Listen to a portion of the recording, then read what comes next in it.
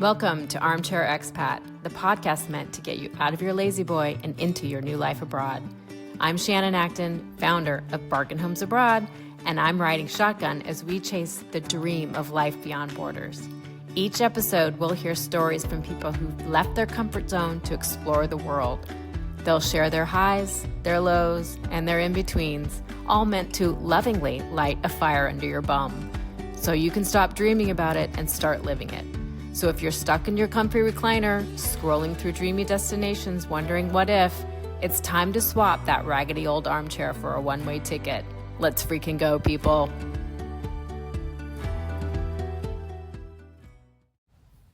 What happens when the American dream no longer feels safe or even livable for your family?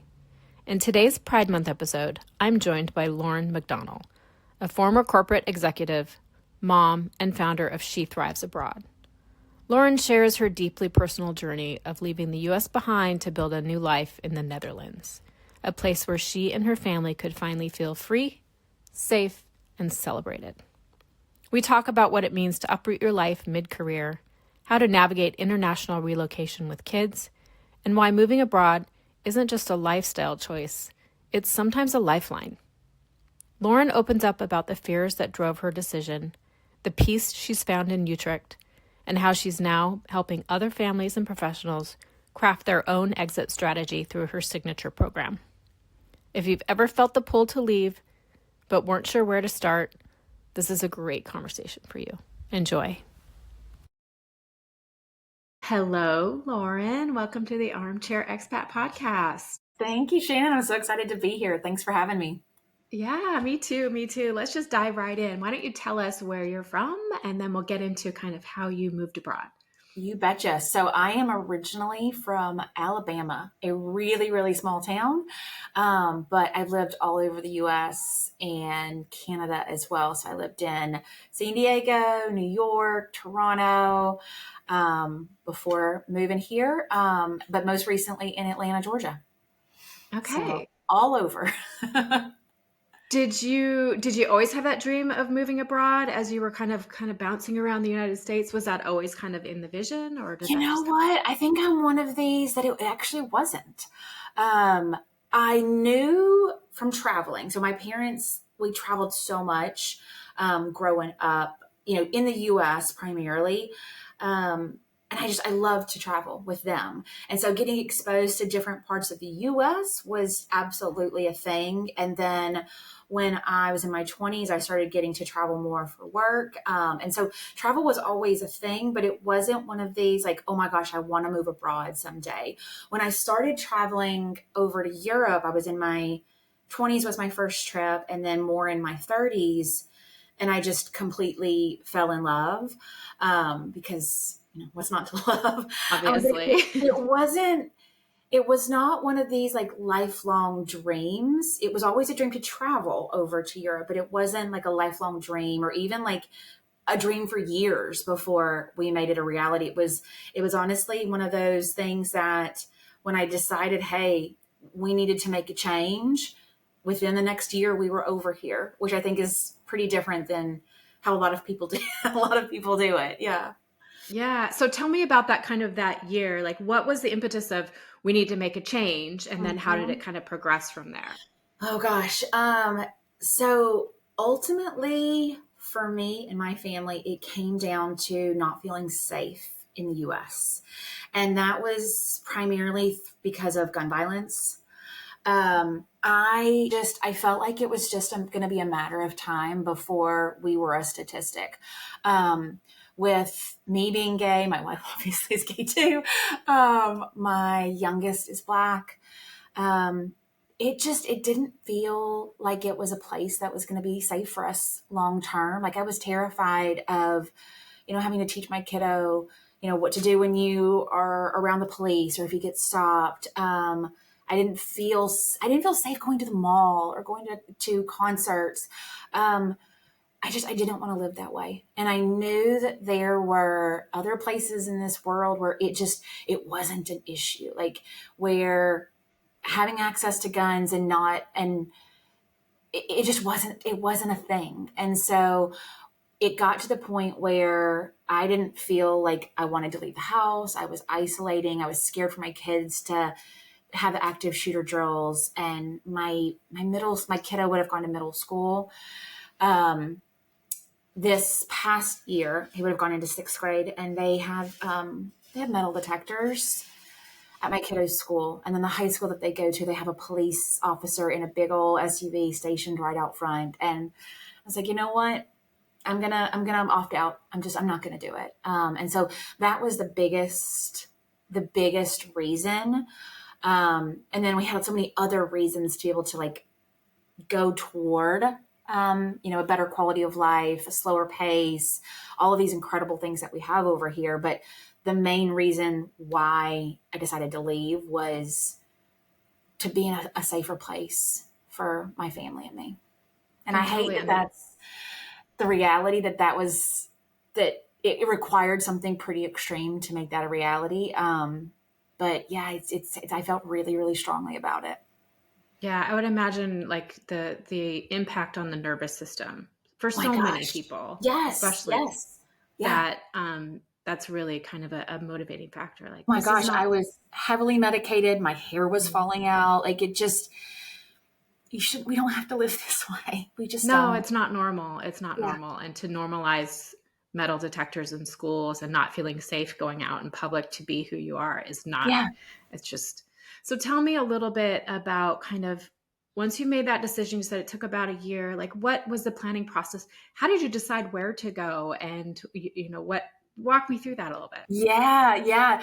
So I'm a huge research nerd. Oh, I love spreadsheets. I love researching. So it was just like I was in absolute heaven, just getting into the internet and just finding all the information that was out there and that was available.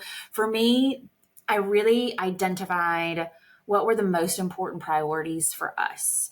And so for us, it was safety, it was a really high quality of life, and it was diversity. And so I looked at different countries that I felt like would fit the bill. I strongly, strongly researched Canada, the UK, and the Netherlands in that order. So interestingly enough, the Netherlands was not our first, it wasn't even a place I even considered at first because I immediately thought they speak Dutch. I don't speak Dutch. I want to go someplace where they speak English. So like that cut out so many other parts of the world. But that was what mattered to us. And so since I lived in Canada before, I originally was like, okay, it's close to the US. It's a relatively easy adjustment.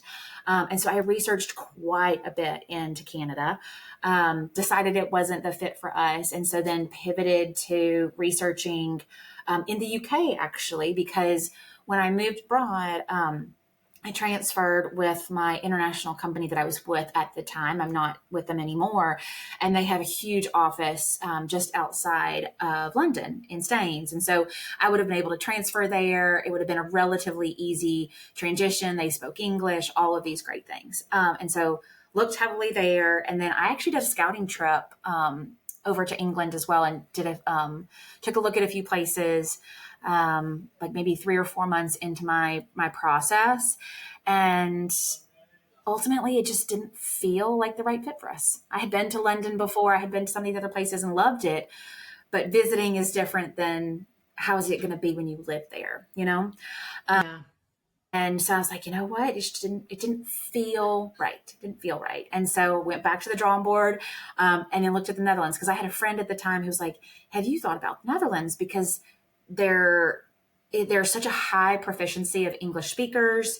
And then the kiddos have access to what's called a tall school, which is a newcomer's school where they teach all immigrant kiddos who the parents want to send them into the Dutch public school system. They start in a school specifically so they learn Dutch, the language, the cultures, the customs before they transition into a Dutch school. So it's almost like they like are setting them up for success to Yeah. be able to thrive over here. And then when we came to visit, we visited Thanksgiving weekend or Thanksgiving week of 2023. And if you know the Netherlands, this is not a very nice time to visit with the weather. I mean, and so we got the worst weather. We got the rain, we got the hail, wind, cold. And even with all that, I'm like, I could see us living here. And so we visited a few cities here. And ultimately, my kiddos were the ones that said Utrecht was the place that they wanted to be more than the other cities. And so I said, all right, let's do it. Um, so it was really just identifying what mattered most to us, finding places that matched that criteria. Um, and then it just had to feel right. And the Netherlands feels so good. It feels right. And Utrecht in particular, where we live, just feels really good. And we found like this Goldilocks place that checked all the boxes for us for where we are in this season of life and what matters for us. And I just feel really thankful for that. That's awesome. And how old are your children? So I have two kiddos. They are almost 13 and 10. And then my wife has a daughter. So she is still in the US because she is in university and is doing her thing in university. So she's there. But the 12 and 10-year-old are over here. And so and the reason I ask is I'm curious, like what was it? Did they tell you why Utrecht Yeah, was the one? Like absolutely. what were their kind of criteria and why it felt like the place to call home? Yeah, it felt, they said it was not as busy and as big as Amsterdam. And so they loved, like, my son is like, we should buy a canal house and we should open a bar on the bottom floor. We're not doing any of that. But they both loved like the feel of the Netherlands, but Amsterdam it was too big for them. Because we lived in the suburbs of Atlanta, and they're not city kids. They're not. And so Utrecht was that great kind of, it's actually probably like a medium city. It's about 360,000 people right now for the population, but it feels very quaint as well. So they just felt like it felt better to them. Not quite as overwhelming, probably. Yeah, because Amsterdam is quite overwhelming. It's not huge, but it's 1 million people. It's busy, and I'm just so glad we landed here because I have such peace of mind now. Like my little one who's 10, he can go play in the neighborhood and I have no idea where he is. Like I wouldn't let him do that. Even in our like bougie suburb of Atlanta, I just wouldn't. I didn't feel safe. Whereas I feel safe here. Like my 10-year-old bikes 30 minutes to baseball practice out far, 30 minutes away from us. He rides the bus by himself. Like, he do all these things? And I don't have to worry. I think it probably would have been a bit more difficult, or maybe I wouldn't have had as much peace of mind if we were in Amsterdam, where it is a little bit bigger. It's still safe. It's still amazing. But Utrecht was just that sweet spot for us, especially for their ages, where they are wanting to be more independent and don't do their own thing. They can do that here. And it's like encouraged, and no one bats an eye when the 10-year-old goes to Albert Heijn to get a canal broja by himself. Like, it's not a big deal for like little 6-year-olds to do that even, which kind of like boggles the mind. I'm going through my head. I'm like, I can't even imagine. How long did it take for you to get to the point where you're comfortable with it? Pretty quickly. Okay. Because it's just part of the DNA here, and we're in a really nice neighborhood. Granted, stuff's pretty nearby, but it was amazing how quickly I was able to feel like safe, and it felt really good. Okay. Yeah. And you talked a little bit, I want to dive a little bit into this and then go back into the Yeah. moving process, but Yeah. you mentioned the school Mhm. situation and how they set them up and go. So how long are they in that kind of, you call it a tall It's called transition, a like tall school. It's a okay. newcomer school. Yeah. So it's going to vary per kiddo. My youngest is finishing within one school year, but it's essentially based on however long it takes them to be fluent enough. They're not fluent, but probably my 10-year-old's at probably like a B1 level now. And they need to be able to be fluent enough to learn in Dutch in their basic school, in their primary school or secondary school. I know some kiddos who are younger who can be finished in 6 months or 9 months. And then the older kiddos who are like high school age can take probably 2 years. So my almost 13-year-old will probably take a year and a half, 2 years. My younger one, who came when we were 9, he'll be out in one calendar, one school year. And so he will start in our neighborhood Dutch public school, which is like 3 blocks away, when we come back from summer break, which is And that's wild. amazing. I love Yeah, how it's so individualized too. It's not it just a regimented is. program where you have to be somewhere within a year or 2 years. It's actually every kid is going to have different. Yeah, and I feel like that's how, at least how I've been exposed to the Dutch system, is that's the priority. Is it's based on the kiddo, and what they need, what matters to them, and what their passions are. And it's not about like standardized tests or like everyone being the same. It's they do what they do, and it's very student led, which is awesome in a lot of ways, a little hard in others to get used to. But yeah, it's been a good fit so far. I would imagine that's also like, I'm sure there's people from all different cultures from around the world. So it's not just Yes. Americans or Canadians or English speaking people. So you're exposed to such a diverse immigrant culture Oh my gosh. that you Yes. can relate to, but also learn from each other and then kind of Yes. assimilate into the Netherlands. Yeah, and I knew that that was going to be the case, but I think very American. I mean, I thought that there would be more Americans, and there definitely are. But I would say, at least where we are in Utrecht, in the hall school that we are in, there's a much larger population who are from like Eastern Europe and the Middle East, and so my kiddos have friends from literally all over the world. They now can also speak a tiny bit of Arabic too. Like it's just incredible what they're exposed to. And then the fact that within probably 3 to 6 months, because these kiddos don't speak English and mine doesn't speak Arabic or Russian or whatever the language was, Spanish in some cases, their common language is Dutch. And so then they're as soon as they're getting at a base level, they're able to communicate with each other in Dutch, which is really wild to watch. But yeah, they have friends from all over the world, which again, just it just blows my mind in like the best possible way. Yeah. And I assume that's kind of free. It's not like an international school where you're paying for this. This is actually part Correct. of the Yeah. system. Yeah. Yeah. There is an international school here, and that was definitely something that I looked into. But yeah, it is 100% free, like $0. $0 for us as immigrants, which like that my brain can't process that as an American. Right. But yeah, it's completely free to us. And they give us a lot of extra support and benefits throughout the year as well. Because we're a very fortunate immigrant family, financially and where we're from, and not all of them are like that. So they still get a lot of extra help from the government to set them up for success when they get here, which is awesome.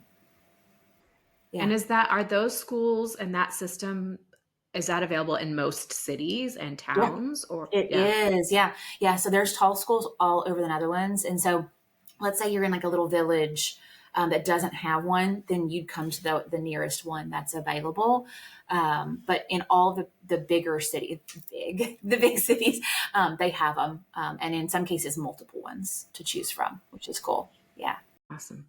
Okay, Yeah. so I want to park that for a minute because I do want to come back to kind of having how the kids assimilated into, how do they found their Dutch friends as well. Yeah. But let's go back to kind of your progress and Mhm. how did you go to your company and ask for a transfer? Did you decide to take a different path? Like what once you decided, okay, Netherlands is it. This is where we Mhm. want to go with our family. What were the next steps and how you kind of made that journey? Yeah. So interestingly enough, I started talking about my desire to move abroad about a year before we left. So I started planting the seeds at work with just, with all my colleagues. So they knew that this was going to happen. I had a new boss that joined. I was the chief of staff within my part of the organization within my tech company. And so we got a new SVP and like literally right off the bat, I'm like, hey, this is my plan. This is what I want to do. She was totally supportive because I was in a global role. So it was relatively easy for me to be able to say like, hey, I can work from wherever because I'm working with colleagues across the world. And thankfully at the time, and actually I still do, they have a subsidiary in the Netherlands. So I was very easily able to transfer. So what I did is I started planting those seeds and having the conversation, gosh, probably about 9 months before I knew I wanted to move. And then I officially started the process with my company 6 months before I wanted to move. And so that involved like getting a new job offer from them, starting the visa paperwork, the taxes, things like that. So, yeah, it was about 6 months of a process to kind of give us that enough lead time with everything that was involved, for us to be able to be over when we wanted to last year. Okay. Yeah. Is there anything along the way that kind of you said you're a big researcher. Was there anything that kind of surprised you along the way that was a hiccup or a particular challenge you didn't foresee? I'm going to say no. Because I'm like a crazy researcher and like an uber planner, like it is my jam. So I honestly, like, I researched the heck out of everything. And so there wasn't anything that was, I'd say, a big surprise. I think because I researched so much and focused my research on the things that really mattered for us, the priorities Hmm. that we had. Yeah. Was your wife on board with this from the beginning, or did you have to kind of convince her? Okay, so let's talk about that a little Yeah. bit. So this one's an interesting one for sure. So she's actually still in the U.S.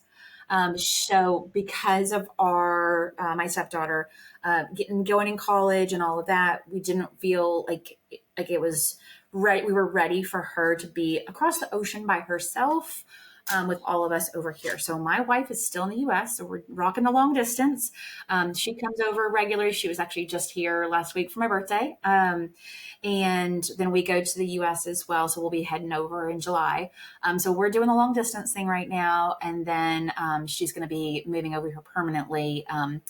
Hopefully later this year, maybe beginning of 2026. So we've been doing the long distance thing for over a year now, and it is not fun at all. But we are figuring it out. We're making it work, and we're making it work. So she's a nurse in the U.S., and so there's just a lot more hoops that she's going to need to jump through to be able to get licensed over here, with her nursing and her level of Dutch will have to be at that medical level. So there's a lot of hoops that she's going to have to jump through. And it was also not part of her life plan to move to the Netherlands. But this is how I roll it's probably every like 4 to 5 years in my adult life. It's like, all right, it's a new challenge, whether it's a new job or moving locations or something big. I tend to get a little bit more restless, and want a new adventure. And so she knew that going in. And so at this point, she's just like along for the ride. And so she'll be over here hopefully within a few months. Okay, well, bless Yeah. her. It's so interesting that I've talked to two people. I have a friend who moved to the Netherlands as well, and you're the second person, and both stories, the spouse has not moved yet. Oh And my that's the only one gosh. I've come across. And it's so interesting. I'm like, what? Yeah. Yeah. I don't That's so know. Maybe strange. there's something over here, but she's coming. It's just Yeah. And it's the not, plan to do that. It's just kind of like yeah. this longer term plan. Yeah. And And I think, for us, we both had established lives, established families before we mhm. met and married. I didn't meet her until I was 39.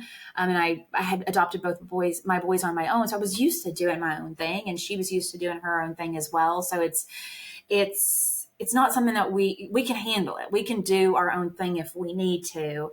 And as we figure it out as we go, essentially. What are the biggest challenges of kind of living on two different continents, to a marriage? I'm curious. I would I say think, the two biggest ones are budget, because we're having to like double pay stuff, which is not yeah, fun. yeah. And then the communication. I mean, we're 6 hours apart from a time zone perspective, which makes it really, really challenging to be able to communicate regularly. And so honestly, like those are the biggest things. So, like, it's a challenge. It really, really is that time zone piece of it. Yeah, I would Yeah. imagine. Hmm.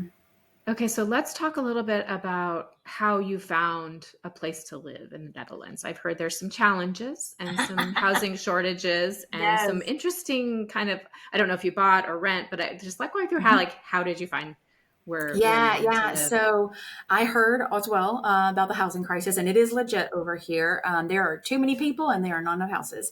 And so I opted, instead of going the Airbnb route, because it's expensive to buy it, like to rent an Airbnb for a month or two while you're looking for a place. And so I opted to work with a McDonnell, which is a Dutch real estate agent, on my renting journey, and they were amazing. And it's who I actually have my clients work with too when they're looking in the area. And so we met and talked through, hey, these are all of my must-haves, my nice-to-haves, and then I scoured Funda, which is like the main website for housing here in the Netherlands, and ultimately she would go on the viewings for us. She would video everything. She would take pictures, and she did that for us. And so that was part of the service that she offered. And she also had us put together almost like a resume or a bio about us with pictures and all of that, so that the different landlords could understand, like, hey, this is who we are and why we'd be a great renter to be able to have. And so the second place that I had her see was it for us.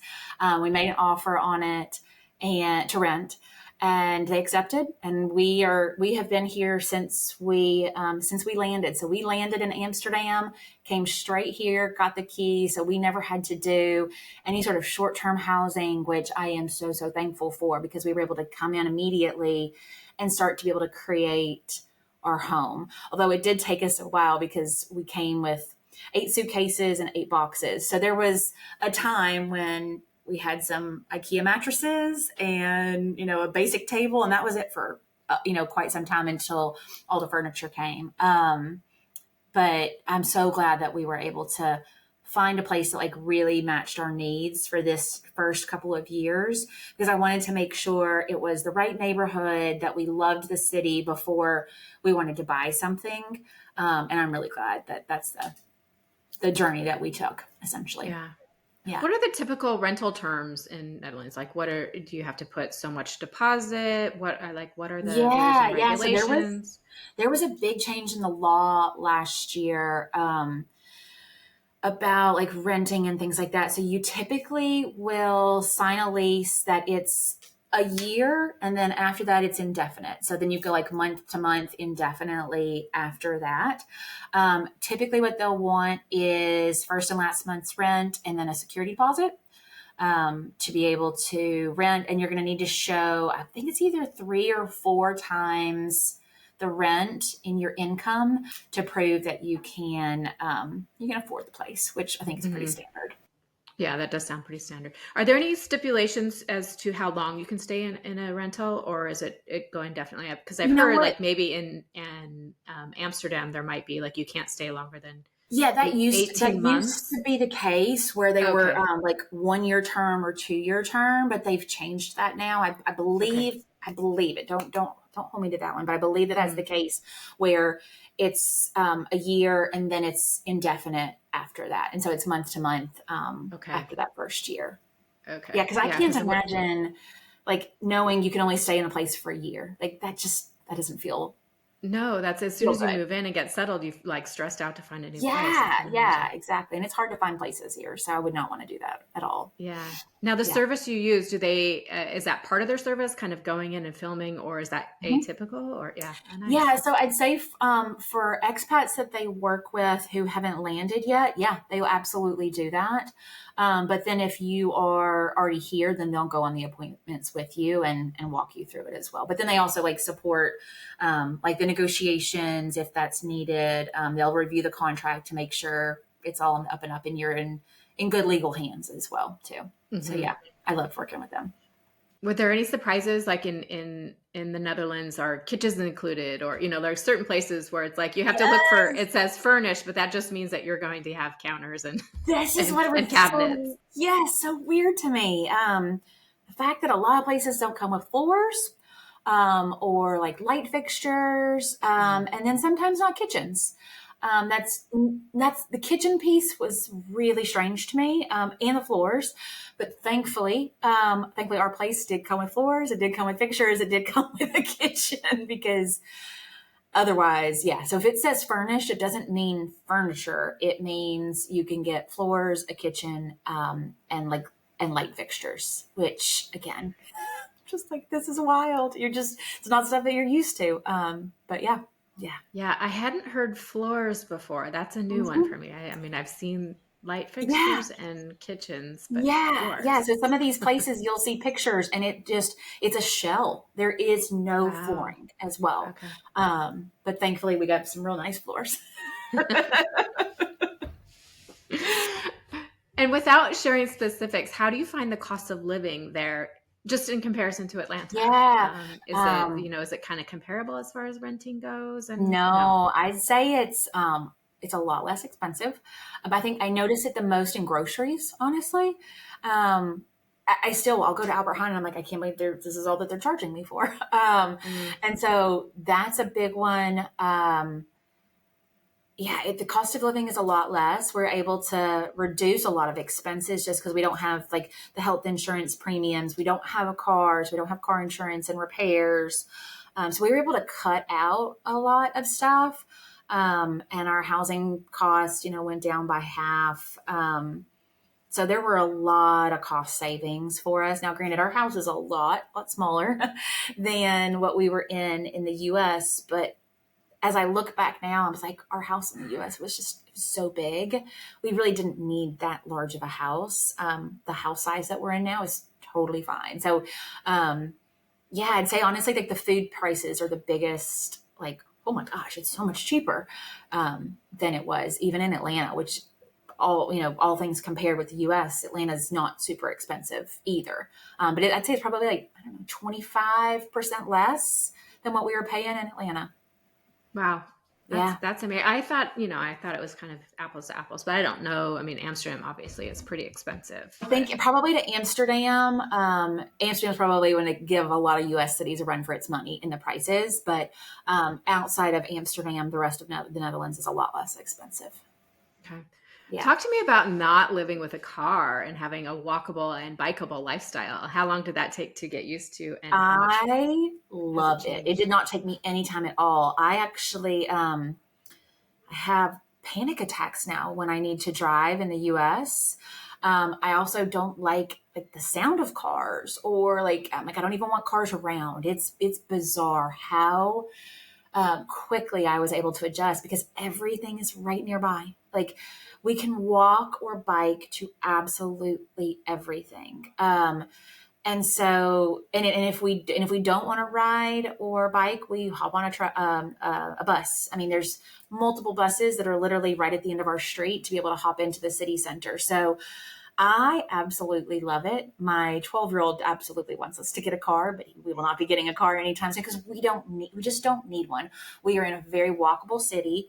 We're close enough to the city center that we can, just bebop into this. It's a 5 to 7 minute bike ride into the city center. But everything we need is right in our little neighborhood. And if we do need to get somewhere that isn't accessible quickly by train, we just use a ride sharing app and rent a car for 2 or 3 hours or a day, and then fine, we get where we need to for that piece. I love it. I absolutely love not having a car. It's so easy to just hop on the bike and be somewhere in a few minutes, or walk down the street to go to the grocery store. It's really, really nice. Yeah. Nice. Yeah. How are the train systems there? Are they relatively easy to navigate? And how close are you to an airport as well? We are very close. So we're as close to Schiphol, Amsterdam's airport, as you would be in Amsterdam. It's a 30-minute Okay, I train didn't ride. realize that. It's Okay. super, super close. Yeah. The Netherlands train system is notoriously like, oh, there'll be delays. It kind of is what it is. You just factor it into your map. When you Google Map how long it's going to take someplace, you'll allow for that little bit of a buffer. But I've not had, knock on wood, I haven't had any issues with cancellations or anything like that. Yeah, it's honestly the planes are where we've had the most fits with issues and cancellations. It's not been the trains and public transportation. Yeah. Well, yeah, I think Schiphol is notorious for very long, like at least like 2 summers ago, right? With the long lines and oh my gosh, yeah, It's much ridiculously better expensive. now, but we've had our fair share of hiccups when it's come to the planes. But trains have been rock solid for us. We traveled all over like to Germany, to France, to London, to Belgium, like all on trains because they're really easy. It's really easy. Yeah. What have been some of your favorite little kind of day trips from there that you've liked? Oh, goodness. I loved we being able to go to the beach, to The Hague. It's an hour train ride to be able to go to, and they have like all of these little these beach clubs, which I just love because you get like the umbrellas and the chairs and the food and bar service. The kids can play. It's sandy. It's awesome. So that's an hour from us, which is amazing. But it's so cool to just be able to like my son had an away baseball game in Braschat, Belgium. And so we were 45 minutes at that point from Brussels. So as soon as his game was over, we just kept going and did an overnight in Brussels and, got to see the city and experience that. We've been able to take like an overnight trip over to Cologne and visit over there. It's like everything is just so nearby that it's easy to just take a quick little trip, which is awesome. So you Yeah. mentioned sports. Is that one Mhm. way your boys kind of assimilate into the community? Is that one Mhm. way that you have kind of tried to approach that? Yeah. Oh, yes, for sure, for sure. My oldest, especially because he played baseball in the US and he loves it, loves it, loves it. And so that was a priority for me was to get him into the baseball league literally within 2 weeks of landing. He was on a team actively playing. And so that was a huge way for him to be able to meet friends. He's the only American on his team. But they speak Dutch to him and English, so they're at that age now that they can. And it's been so good because he's made friends. We've gotten to travel all over. He has this community. He's active. I love the idea of doing sports and activities to help them get involved. My younger one doesn't like sports as much. So he's doing swimming to be able to get his A-level diploma, which is a requirement here for kiddos in the Netherlands, since so much of the country is covered in water. You got to be able to swim. So he Mm. does that. But yeah, the baseball's been amazing for him. And he absolutely loves it. Absolutely loves it.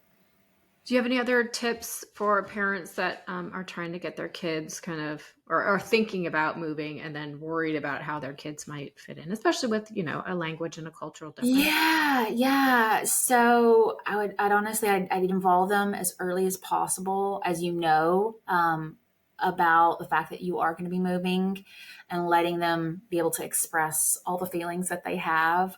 If they are going to be learning a new language, I would recommend that they start learning start in language classes while they're still in the US. We didn't do that. And I wish now going back that we had just to give them just an extra head start into the language, getting involved in activities. Like if they're little, like going to the playground, meeting other folks.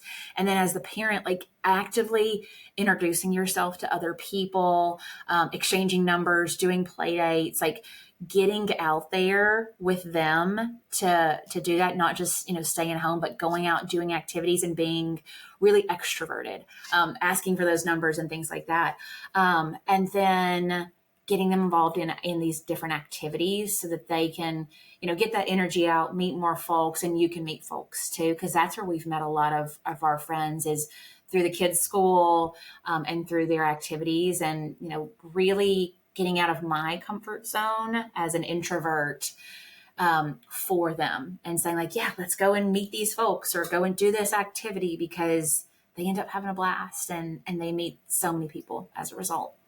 Hmm. I love Yeah. that. Let's talk a little bit about, so you transferred with your company and then you also mentioned that you are no longer with that and doing your own thing. Mhm. So let's talk about what your own thing is and how you used Yes. your sleuth research skills in your new adventure. Yeah. So last August, it would have been like 3 or 4 months after we moved here, I was like, you know what? I really want to lean in to this European pace of life. And, it's not about the hustle culture. It's not about living to work. And so I really leaned in on, I said, you know what? I'm going to retire from corporate America. I was 44 at the time. And I look back now, I'm like, oh my God, I can't believe I did that. But I wanted to really just slow down. I have been going so hard with, my own self, identified goals of like climbing that corporate ladder and doing all that kind of stuff. And I'm like, you know what? I'm good. I'm good. I've done all the things that I set out for myself. And now I want to work part-time and figure out an opportunity, a company that can give me that fulfillment that I want and help others. And so I've tossed around quite a few different ideas. I ended up getting a business coach to help me with this process. And ultimately decided, hey, I want to be able to coach other Americans to be able to move abroad just like I did. And so I created my own company, She Thrives Abroad, and have a coaching program where it's very, very high touch, one-to-one coaching.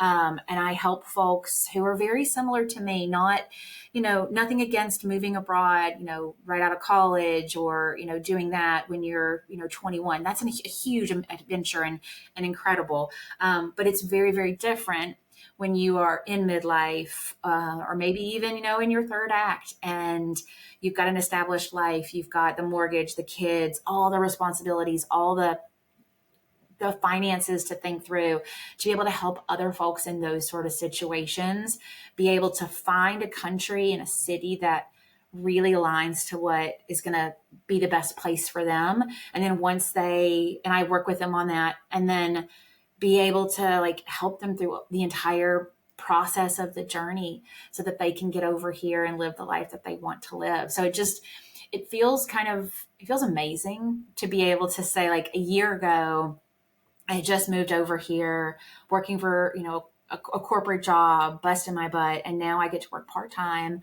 I'm the boss. I get to help people, live a life that they want to live. And in a lot of cases, they may be able to do it on their own, but they may not. And to just make the process a little bit simpler for them, and get to be the strategic version that I get to be. I get to play in spreadsheets all day, and I get to coach people, and help them work through different situations. And you really can't beat it. You really can't. It's great. It's turned out to be so much of what I didn't know I needed. And it's been everything that I really wanted it to be, which is incredible. That's amazing. Yeah, So people who are coming to you, well, let's take that back. Like, obviously you help people move abroad. Do you have an area of focus I besides the do. Netherlands, or? Okay. Yeah, so it's Spain, Portugal, and the Netherlands are the countries that I specialize in. I have a couple clients who are looking at, Canada or Sweden, but most of my clients are looking at those three countries because they offer such a great quality of life at a lower cost of living. And they have resident permits, multiple resident permits that are available to Americans to be able to move over here in a relatively smooth process. And so Mhm. those were kind of the reasons why those three countries were the ones that I wanted to focus on. They're very popular with Yeah. Americans, especially Spain and Portugal. But I felt like specializing in those three would allow me to be really that expert into those three countries and help folks, be able to come over here and just absolutely love it. Do most people that come to you know where they want to be, or are they pretty open to, I don't know what I want, here's my situation? Yeah, most people know they want to move abroad, and they may have a few countries that sound appealing to them, but most of them don't know where they want to go when we start working together. And so that is a huge part of how I help them, is coming up with a process and framework and all the spreadsheets and all the different tools for them to be able to identify what is the country and the city and the neighborhood that really aligns to what matters to them. And so that's the really fun part, because they may think, hey, yeah, this is the place that I want to go to because maybe it's the easiest. But when they go through the program and I help them with it, they're like, actually, this one aligns much better to what I want out of life and my budget and my values, which is fun to be able to see them work through that and find a place that really like calls them from their heart, but also like checks all the practical boxes of things that they need. So yeah, Yeah. yeah. Okay. How important are scouting trips, and what should someone be doing who does the scouting trip versus, I'm going vacation and fall in love with someplace? Like how do you approach a scouting trip different than a regular Oh old my gosh, I love that holiday? question. Yes. So a scouting trip is not a vacation. It isn't. And so that's a big part of, I encourage all my clients to take a scouting trip if the budget and the timeline and their situation allows it. It doesn't for everyone, and that's okay. But if they can do it, I highly recommend it. And there are certain things that I want to make sure that they do. Like, I want to make sure that they're going and living like a local wherever they can. So, if possible, to not stay in the city center, stay in a neighborhood that they would be potentially living in. I want them to go to the grocery store. I want them to go to restaurants, cafes, gyms, whatever matters to them in their day-to-day life. I want them to go and experience what those would be like. I want them to, if they're looking at the Netherlands, I want them to bike places. I want them to ride public transportation. I want them to go at rush hour. I want them to make sure that they feel safe at night. In the dark, walking around. Like, how does it feel? And then where possible, I want them to be able to meet with different providers that make sense, whether it's schools or potential jobs or other expats. So I have like a whole checklist of things that I make sure my clients do when they're on their scouting trips to make sure that they're approaching it in a really strategic way. And then they can evaluate it objectively as well as subjectively, because something may be perfect on paper, but if it doesn't feel right, it doesn't feel right. And that's, I think, something that is something that's so important to me is how it feels for my client, and that making sure that they're in a really good space mentally, emotionally, spiritually, with everything that goes involved with this. Cause it's not just about the checklist. Like, anyone can go on Google and you can read a checklist, but it's making sure that they're taken care of, throughout this process. And so, like, getting them very specific tasks that I want them to do on that scouting trip is huge, because it's not a vacation. It's not traveling someplace and being like, oh, I could live here. But if you haven't lived like a local and done these things, you don't know. It could be a great match, but it also might not. And it's a big thing to be able to say, hey, I'm going to move across the Atlantic, and leave everything I know. And you don't know what you don't know. So I always try to get them to get as much information as they can to make a really good informed decision.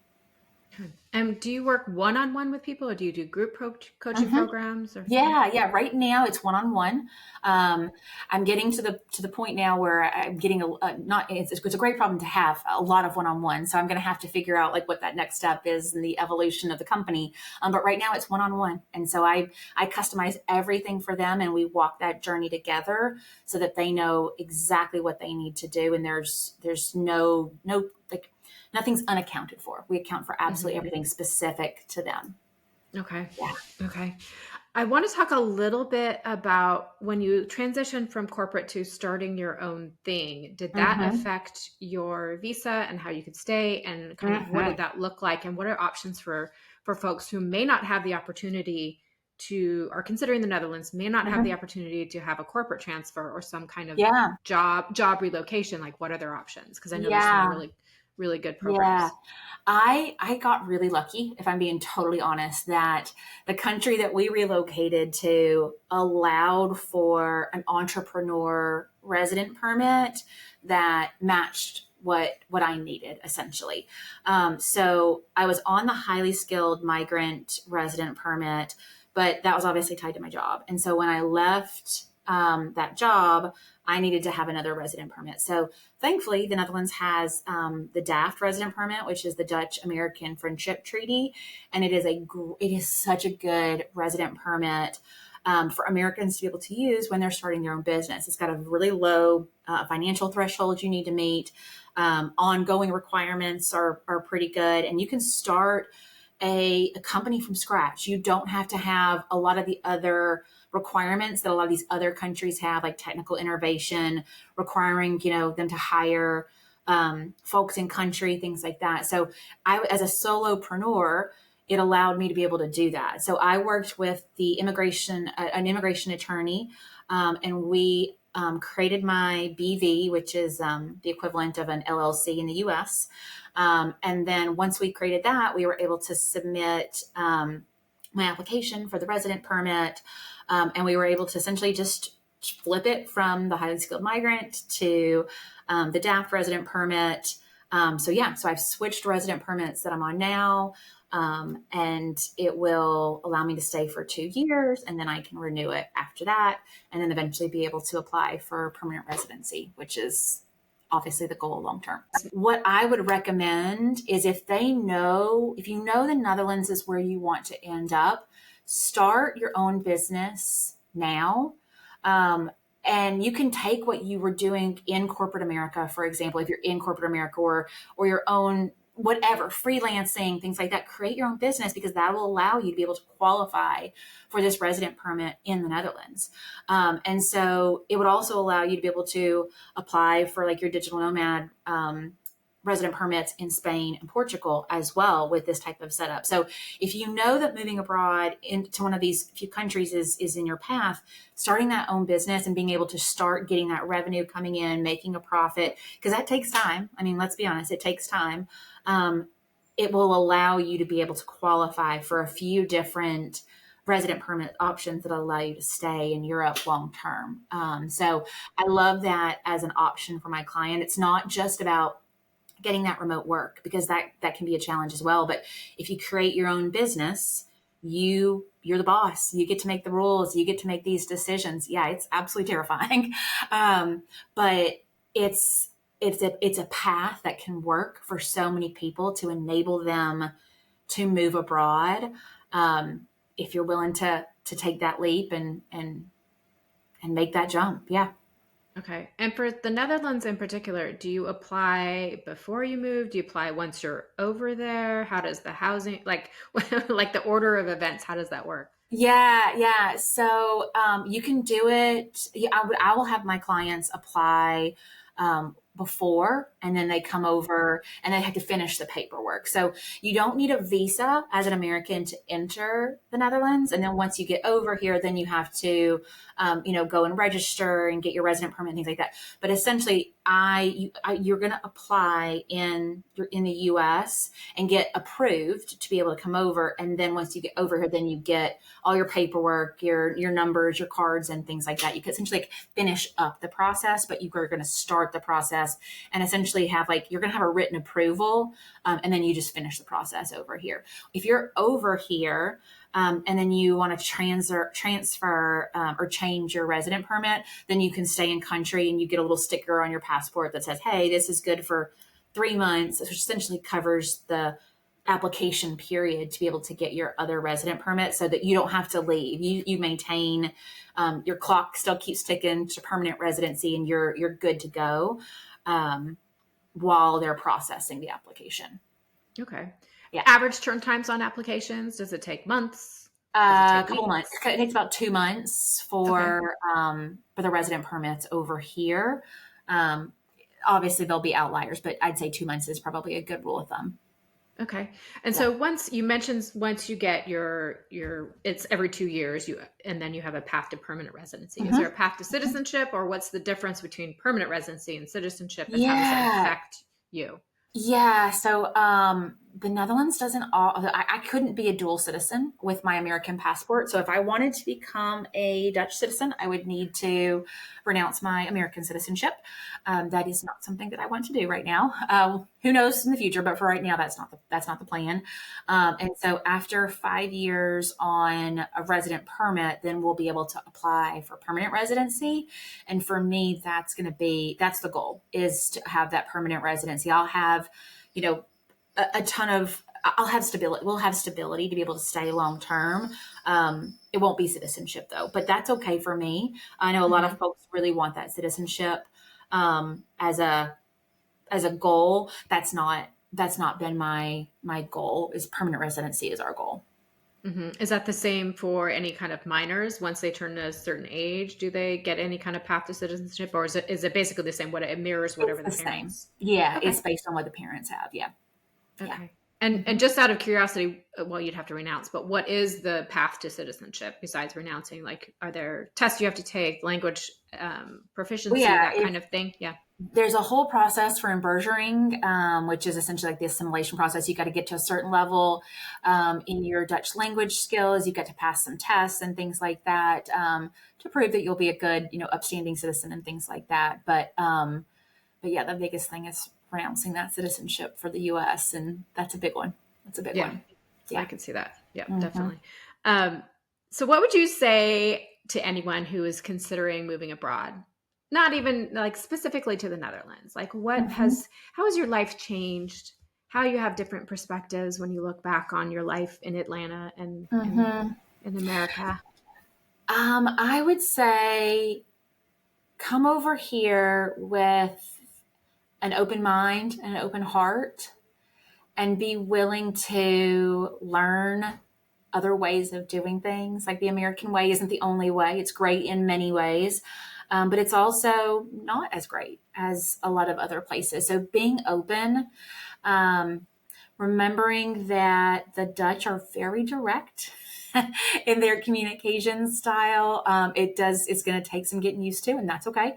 Be willing to be uncomfortable, and really, I'd say, like, lean in to what it means to live a life in Europe. And so it's slower.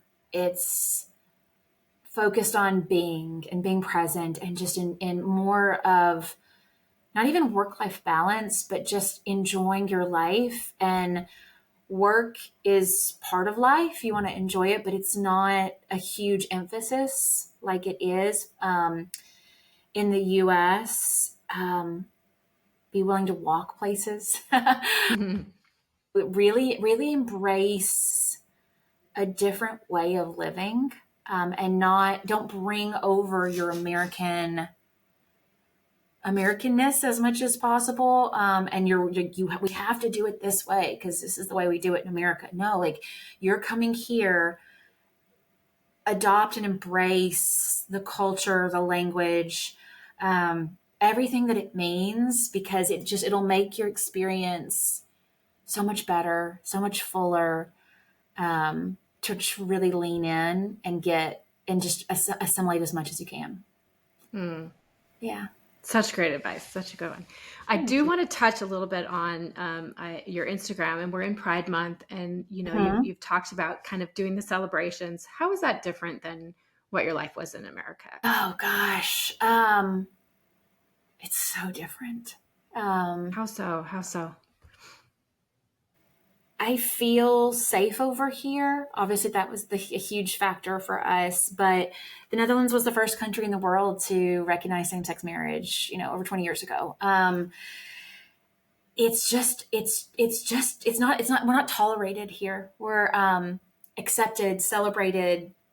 You can be you. I go everywhere, and I see lesbian, gay, transgender, all these different types of couples just being, and it's not a big deal. It just is. It's just part of what it is over here. We had the Pride Parade and the Pride celebrations this weekend, and it's something special to watch a Pride Parade go through different canals. They do it in Amsterdam, obviously, they do it in Utrecht, and it's absolutely incredible. But just to see so many people come out, um, and celebrate and enjoy, and I just I feel accepted here. I felt, I'd say, not even tolerated in the U.S. It felt like being gay was a political statement in the U.S. and it's not something I could choose. Like, it was who I was. But there would be places where outside of, not much farther outside of Metro Atlanta, where I wouldn't hold my wife's hand, or we would act like we were friends, not a couple, because I didn't feel like it was safe for us to exist as a lesbian couple. And it's not even in the realm of the reality here. Like, we can just be, and everyone can just be. And it feels really good. It feels really good. I think that's the perfect place to end. I love it. Yeah. It feels really good. Yeah. So tell us where, if someone wants to get in touch with you, who wants to work with you, wants to follow on your Instagram or get in touch with you, where can they find you? Absolutely. I love it. So I'm on Instagram at lauren.mcdonnell.abroad. And my website is shethrivesabroad.com. Those are the two places to find me. And yeah, that's it. Great. This has been such a great conversation. Thank you so much for openly sharing everything with us, your journey and your history. And I just love, I hope this can open up horizons for people and understand that there's so much more than the old American dream, that there's a new dream, and we can all, there's a path for us to live freely and accept it. Yes, freely and safely. And you can just be you. And there's a place out there to find, a place out there that you can do that. So that's what I hope for folks. Right. Thank you, Lauren. Thanks, Shannon. And that's it for today's episode. Thanks for listening and spending some time with us. I hope you enjoyed the conversation. Make sure to follow the show and leave a review. It will really help others find us. And if you're dreaming about a life abroad or already living it, I'd love to hear from you. You can connect with me on Instagram at bargainhomesabroad or on our website, www.bargainhomesabroad.co. Until next time, keep exploring, keep dreaming, and I'll see you back in the armchair soon. Bye-bye.